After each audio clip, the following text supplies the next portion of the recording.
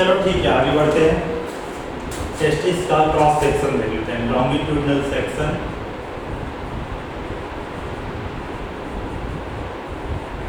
Of testis. ये हमने काट लिया, ये यहाँ से दिख गया हमने को। इसके बाद टेस्टिस के अंदर बेटा दिख रहा होगा, तो टेस्टिस के अंदर हमारे पास टोटल 250 लोब्यूल्स प्रेजेंट होते हैं। 250 लोब्यूल्स प्रेजेंट होते हैं। अब हम तो यहाँ 250 नहीं बनाएंगे, लेकिन टोटल कितने प्रेजेंट होते हैं? 250 लोब्यूल्स। तो इसको हम लिख लेते हैं कि testis is divided into lobules. इनका नंबर कितना होगा? 250। ठीक है, एनसीईआरटी के हिसाब से चलेंगे तो बराबर 250। और टेस्टिस के जो बाहर का लेयर है, टेस्टिस को एक लेयर कवर करके रखता है, उस कवर्ड लेयर को हम बोलते हैं ट्यूनिका वेजिनलिस। ट्यूनिका वेजिनलिस।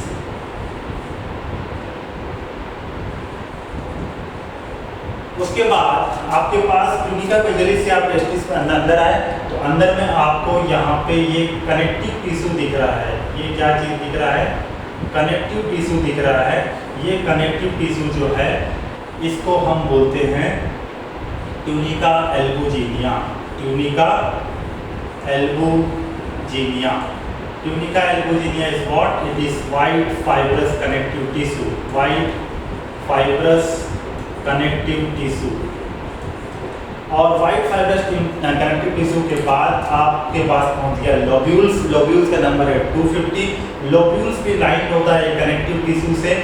इस कनेक्टिव टिश्यू को हम बोलते हैं ट्यूनिका वेस्कुलेसा। इसको हम क्या बोल रहे हैं? ट्यूनिका वेस्कुलेसा।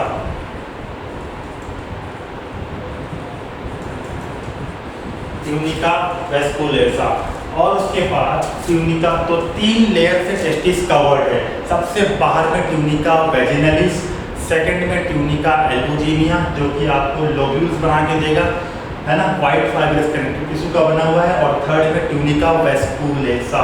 वेस्कुलेसा मतलब यहाँ पे आपका देखो, ये जो लोब्यूल्स है, इस लोब्यूल्स के अंदर में 1 2 3 सेमिनिफेरस ट्यूब्यूल्स प्रेजेंट हो सकते हैं।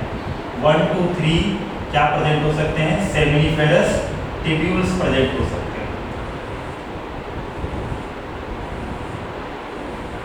और ये सेमिनिफेरस ट्यूब्यूल्स यहाँ आके एक नेटवर्क बनाते हैं। तो सबसे पहले बात तो ये लिख लेते हैं कि लोब्यूल्स के अंदर में क्या प्रेजेंट है? Seminiferous tubules. Seminiferous tubules. Seminiferous tubules कितना होगा? तो एक लोब में 1 2 3 हो सकता है। एक लोब में कितना हो सकता है? 1 2 3 हो सकता है। तो अपन 3 मान के भी चले मैक्सिमम। तो लोब्यूल्स कितना है? 250। 250 इंटू 3 कितना हो गया? 750। तो अप्रॉक्स बोलते हैं कि approx 750 seminiferous tubules, 750 seminiferous tubules is present in each testis। एक बात ध्यान रखना, एक टेस्टिस के बारे में बात कर रहे हैं ना, तो 250 लोब्यूल्स इन सिंगल टेस्टिस, दोनों टेस्टिस का मिला के नहीं बोल रहे हैं। और एक लोब्यूल्स में 1 2 3 सेमिनिफेरस ट्यूब्यूल्स, तो total number can be up to maximum 750 seminiferous tubules in each. अब ये ट्यूब्यूल्स आके यहाँ पे यूनाइट होते हैं। यूनाइट होके एक नेटवर्क बनाते हैं जिसको हम बोलते हैं रिटे टेस्टिस। इसको हम क्या बोल रहे हैं? रिटे टेस्टिस। रिटे टेस्टिस क्या है बेटा? इसे नेटवर्क है ना, जाल जैसा है, नेटवर्क। और रिटे टेस्टिस से फिर आपको क्या निकलेगा? वासा एफरेंसिया। रिटे टेस्टिस से यूनाइट होके एक ट्यूब निकलेगा जिसको हम क्या बोलेंगे? वासा एफरेंसिया। वासा एफरेंसिया। और वासा एफरेंसिया आपके टेस्टिस के पोस्टीरियर साइड में, क्योंकि एंटीरियर बोलने से सामने, पोस्टीरियर बोलने से पीछे साइड में, तो पोस्टीरियर साइड में जाके यहाँ पे कॉइल्ड ट्यूब्यूल बनाएगा, कॉइल्ड स्ट्रक्चर बनाएगा। और ये कॉइल्ड स्ट्रक्चर आगे बढ़ेगा यूं इस तरीके से, थोड़ा कम कॉइल्ड होगा और उसके बाद ऐसे करके नीचे आएगा। इस कॉइल स्ट्रक्चर्स को हम बोल रहे हैं वासा एफरेंसिया यूनाइट होके बना रहा है, इसको हम बोल रहे हैं एपिडिडाइमिस। इसको हम क्या बोल रहे हैं? एपिडिडाइमिस। तो एपिडिडाइमिस को देखो, ये वासा एफरेंसिया जो पोस्टीरियर साइड में, किस साइड में डायरेक्शन दिया था, क्वेश्चन आता है ऐसे, तो पोस्टीरियर साइड में एपिडिडाइमिस बना, और epididymis is a coiled structure. तो कॉइल्ड भी एक सीरीज है, मतलब हाईली कॉइल्ड, थोड़ा मीडियम कॉइल्ड है, एकदम लूज कॉइल्ड है। तो एपिडिडाइमिस को भी 3 पार्ट में डिवाइड किए हैं। कितना पार्ट में डिवाइड किए हैं? 3 पार्ट में डिवाइड किए हैं।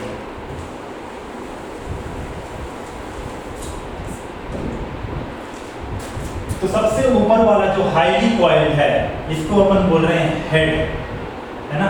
हेड का नाम है कैपुट या फिर कैपेट एपिडिडाइमिस। कैपेट एपिडिडाइमिस, ये हो गया हेड पार्ट। उसके बाद ये है बॉडी पार्ट। बीच वाला पार्ट क्या है? बॉडी। और बॉडी को अपन बोल रहे हैं corpus epididymis. Corpus epididymis.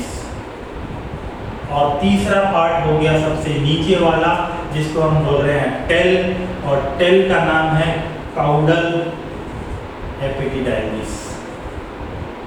Epididymis,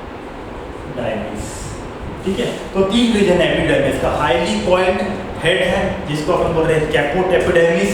उसके बाद मीडियम कॉइल्ड है ना, मीडियम कॉइल्ड है। मीडियम कॉइल्ड को हम बोल दे रहे हैं कॉर्पस एपिडिडाइमिस। और लास्ट टेल पार्ट है जो कि लेस कॉइल्ड है, उसको हम बोल रहे हैं काउडल। तो काउडल मतलब ही होता है टेल। काउडल वर्टिब्रा, वर्टिब्रा जब पढ़ोगे तो सबसे लास्ट वाला वर्टिब्रा को हम काउडल वर्टिब्रा बोलते हैं ना।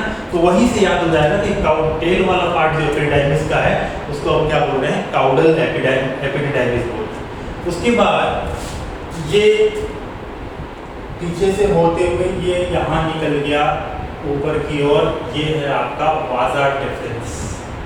वाजा डिफरेंस, वाजा डिफरेंस किधर जाएगा बेटा? एब्डोमिनल कैविटी की तरफ जाएगा, जो आप स्ट्रक्चर पहले देख चुके हो। वाजा difference will move into the abdominal cavity near the urinary bladder, और वहाँ पे जाके सेमाइनल वेसिकल के डक्ट के साथ में मिल के यूनाइट होके इजैकुलेटरी डक्ट बनाएगा। क्लियर? और इजैकुलेटरी डक्ट पेनिस से होते हुए यूरेथ्रल मेटस में ओपन होगा। ये पॉइंट को मैं भूल गया था बताना, तो इसको याद रखना। जो पेनिस का एंड पार्ट है, जहाँ पे ओपनिंग है, उसको अपन बोलते हैं यूरेथ्रल मेटस। तो ये क्वेश्चन आते रहता है ना। तो ejaculatory duct will open outside via urethral meatus. Clear? तो ये पूरा टेस्टिस का स्ट्रक्चर हुआ। एक बार रिवाइज रिकैप ले लेते हैं। तो सबसे पहले टेस्टिस, सिंगल टेस्टिस को आपने लॉन्गिट्यूडिनल सेक्शन लिया है, फिर आपने टेस्टिस के बाहर से कवरिंग देखा, तो देखा कि its is covered with an outer layer which is known as tunica vaginalis. उसके बाद there is an inner inside, there is a white fibrous connective tissue which is also forming the lobules. Lobules बना रहे हैं which is 250 number. उसका नाम है second white fibrous connective tissue का tunica albuginea. और आपके लोब्यूल्स के अंदर भी it is lined with some connective tissue, जिसको आप क्या बोल रहे हो? Tunica vasculosa. और इस लोब्यूल्स के अंदर में आपके पास 1 to 3 सेमिनिफेरस ट्यूब्यूल्स हैं, जो एक साथ निकल के यूनाइट होके रिटेड टेस्टिस बना रहे हैं। रिटेड टेस्टिस यूनाइट होके वाजा एफरेंसिया बनाता है। 2 to 5 वाजा डिफरेंसिया। वाजा डिफरेंसिया यूनाइट होके एपिडिडाइमिस बनाते हैं। एपिडिडाइमिस में 3 पार्ट आपने देखा, highly coiled head, medium coiled body और लेस कॉइल्ड टेल, है ना। तो उसका नाम हमने बोला कैपेट, कॉर्पस और कॉडल एपिडिडाइमिस। और एपिडिडाइमिस में ही स्पर्म मैच्योर होता है। और स्पर्म फॉर्मेशन कहाँ होता है? सेमिनिफेरस ट्यूब्यूल्स में फॉर्मेशन होता है। कहाँ फॉर्मेशन होगा स्पर्म का? Spermatogenesis. The formation, the process of formation of sperm will occur in seminiferous tubules. कितना है लोब्यूल में? 1 2 3, टोटल 750 अप्रॉक्स। तो इतना आप याद रखोगे, ठीक है। ट्यूनिका वेस्कुलोसा याद करने के लिए आप समझो कि स्पर्म जहाँ बन रहा है, वहाँ पे आपको थोड़ा सा ब्लड सप्लाई, न्यूट्रिशन रिच इस प्रकार का कुछ चाहिए होगा। तो सबसे अंदर वाला लेयर होगा वेस्कुलोसा। वेस्कुलोसा मतलब vascular, vascular with blood vessels. तो ये ऑटोमेटिक आपको याद हो जाएगा कि सबसे अंदर वाला लेयर कौन सा है? वेस्कुलोसा है। ट्यूनिका वेजिनलिस, वेजाइना है ना, यहाँ पे अपने पास तो नहीं है मेल में, बट वहाँ से याद कर सकते हो सबसे आउटसाइड होता है। तो ट्यूनिका वेजिनलिस सबसे आउटर मोस्ट लेयर, और बीच का लेयर कौन सा बच गया, ट्यूनिका एल्बुजिनिया। तो ये पूरा अपना टेस्टिस का स्ट्रक्चर कंप्लीट हुआ। इसके बाद हम क्या देखेंगे बेटा, इसके बाद हम सेमिनिफेरस ट्यूब्यूल्स को काटेंगे और उसके अंदर देखेंगे कि उसके अंदर क्या है और कहाँ पे स्पर्मेटोजेनेसिस हो रहा है ना। तो अपन टेस्टिस सबसे पहले बाहर से देखें, फ्रंट व्यू के बाद टेस्टिस को काटें, लॉन्गिट्यूडनल टेस्टिस के अंदर देखें, पूरा ट्यूब्स समझें। तो जितना भी ट्यूब्स आप देख रहे हो है ना, यहाँ से रिटेड टेस्टिस, वाजा एफ्रेंसिया, वाजा डिफरेंसा है ना, ये सब किस में आ जाएंगे, एक्सेसरीज डक्ट्स में आ जाएंगे। इनका काम क्या है, to carry, to passage, to give transport to the gametes and helps in their maturation by providing nutriment। तो ये सब इनका काम है, तो ये सब एक्सेसरी डक्ट में आ जाएंगे। क्लियर। तो ये एक बार आप विजुअलाइज करो, इमेज अपने दिमाग में बसाओ, ठीक है। क्वेश्चन यहीं से आना है, तो इसको एक बार आप प्रैक्टिस भी करना। इसके आगे अपन बढ़ते हैं, टाइम क्या हो रहा है, 2:11। ओके, तो इसके आगे अपन बढ़ के क्या करते हैं, सेमिनिफेरस ट्यूब्यूल का क्रॉस सेक्शन देखते हैं। Let's take a 2 minute break. आप एक बार विजुअलाइज करिए, एक बार चीज़ों को याद करिए, आगे बढ़ते हैं।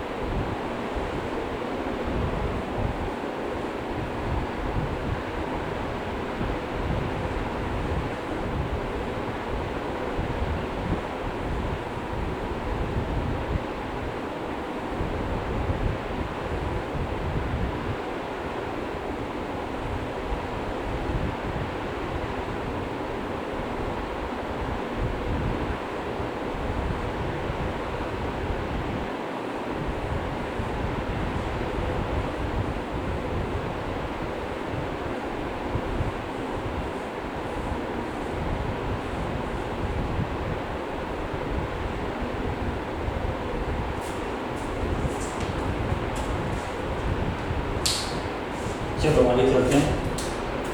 क्या देख रहे हैं, सेमिनिफेरस ट्यूब्यूल्स, जहाँ पे स्पर्मेटोजेनेसिस होगा उसका स्ट्रक्चर देख रहे हैं। तो देखिए ये अपने पास सेमिनिफेरस ट्यूब्यूल्स का क्रॉस सेक्शन है। इसमें आप देखो तो सबसे पहले आपको 2 टाइप का सेल यहाँ पे दिख रहा होगा, एक राउंड सेल दिख रहे हैं छोटे छोटे, और एक बीच में कुछ बड़े सेल दिख रहे हैं, है ना। तो ये सेल्स क्या है, सबसे पहले जो ये लेयर है सेमिनिफेरस ट्यूब्यूल्स का, इसके अंदर में जो ये सेल होता है इसको हम बोलते हैं primordial germ cell. Primordial germ cell, इन्हीं पे माइटोसिस होता है, इन्हीं का क्या होता है, माइटोसिस होता है, और ये और सेल्स ऐड करते जाते हैं अंदर। आप लाइन से सेल देख रहे हो ना, तो इन्हीं का माइटोसिस होके कई सेल ऐसे ऐड होते जाएंगे। इनको हम बोलते हैं स्पर्मेटोगोनिया। स्पर्मेटोगोनिया।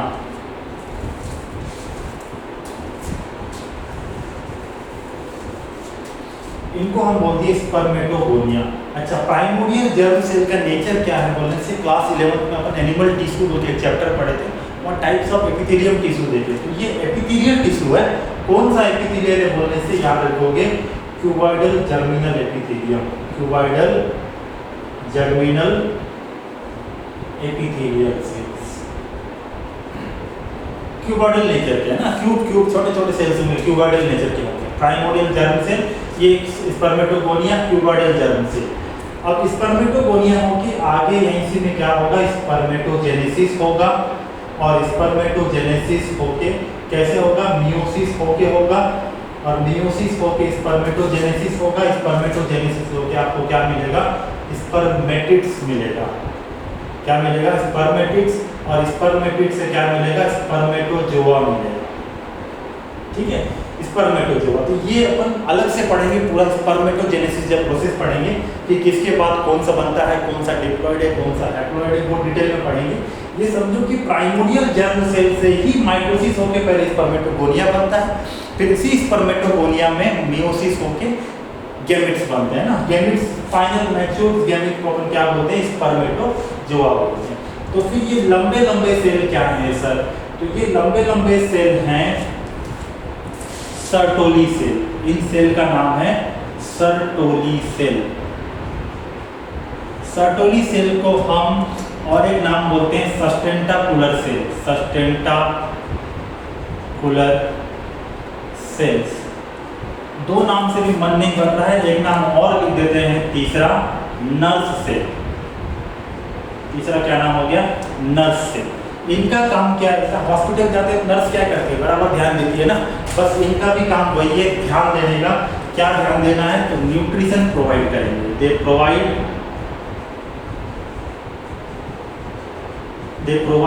न्यूट्रिशन, या फिर लिख सकते हो नरिशमेंट टू डेवलपिंग स्पर्मेटोजोआन्स, डेवलपिंग स्पर्मेटोजोआन्स, है ना। डेवलप जो हो रहे हैं स्पर्मेटोजोआन्स, गैमेट्स जो बन रहा है स्पर्मेटिड्स, उनको क्या करेगा, ये नरिशमेंट प्रोवाइड करेगा। नर्स सेल है, सर्टोली सेल है, सस्टेंटाकुलर सेल है। सर ये छोटे छोटे वाले को क्यूबॉइडल बोले तो ये तो अलग दिख रहा है, तो ये कैसे होंगे बोलने से, ये कॉलुमनर सेल होंगे, columnar epithelial cell, columnar epithelial cell. याद रखना है पॉइंट को, columnar epithelial cell, Sertoli cell, nurse cell, sustentacular cell, just because they provide nourishment to the developing spermatids, spermatozoa. इसीलिए इसको अपन सर्टोली सेल, नर्स सेल और sustentacular cell बोलते हैं।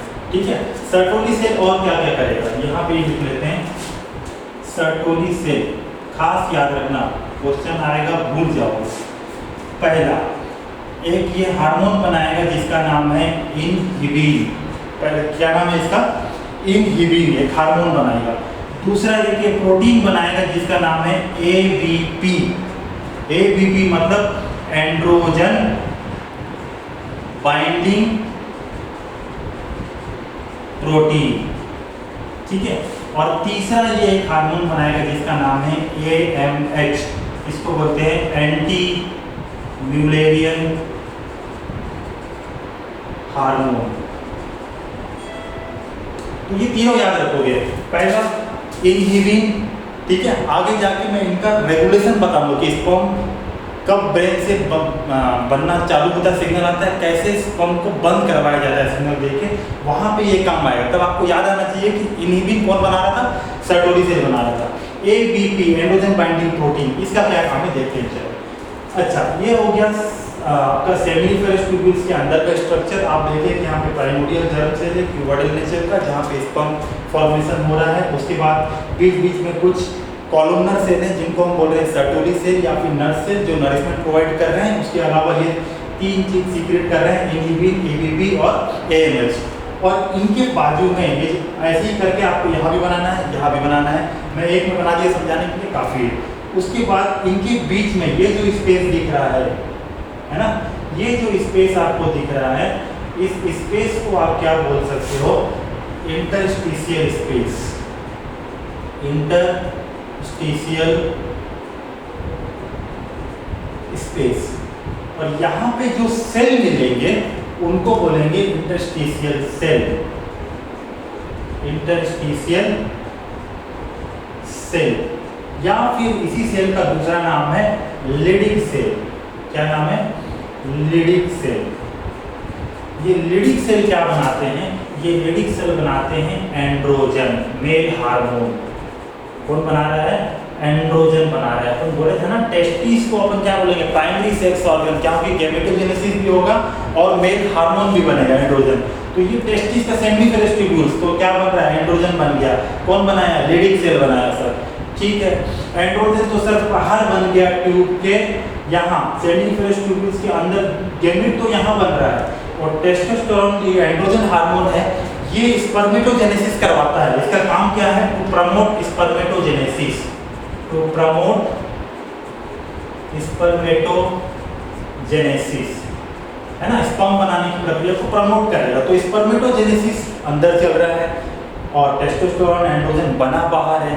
तो क्या होगा कि सर्टोली सेल जो था ये आपको क्या बना के दिया बेटा? ABP, androgen binding protein. ये प्रोटीन अंदर से बाहर आएगा और एंड्रोजन को बाइंड करके वापस अंदर ले जाएगा, और अंदर ले जाके कंसंट्रेट करवाएगा एंड्रोजन को। किसके बाजू में? जर्म सेल, सर्टोली सेल के बाजू में, और जिससे क्या होगा? स्पर्मेटोजेनेसिस इनहेंस होगा, तेजी से बढ़ेगा। ठीक है, तो ABP का काम समझ में आ गया। एंड्रोजन बाइंडिंग प्रोटीन कौन बनाएगा? Leydig cell. इसके अलावा भी, चलो इसको लिख लेते हैं अपन, ये Leydig cell.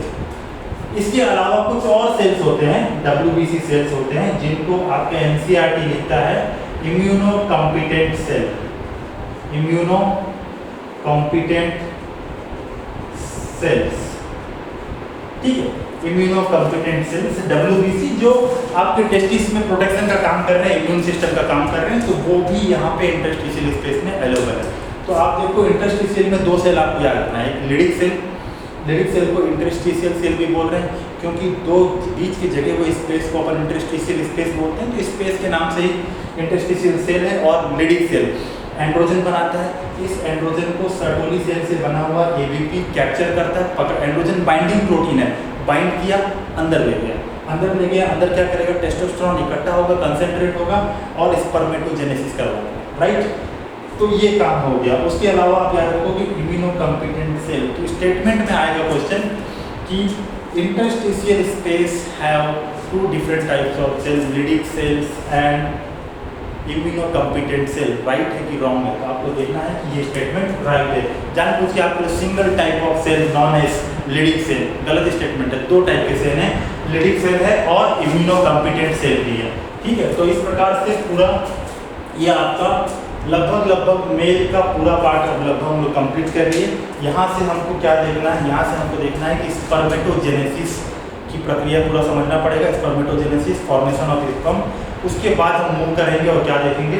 Female reproductive organs, और फीमेल रिप्रोडक्टिव ऑर्गन देख के फीमेल गैमेटोजेनेसिस देख लेंगे। और जैसे ही फीमेल गैमेटोजेनेसिस देखें, insemination second step reproductive event में अपन देखे थे, इंसेमिनेशन के बाद फर्टिलाइजेशन, ऐसे करते करते धीरे धीरे 4-5 दिन में ये चैप्टर ओवर हो जाएगा। चलो इस 2:25 take 5 minute break, have a look into the board.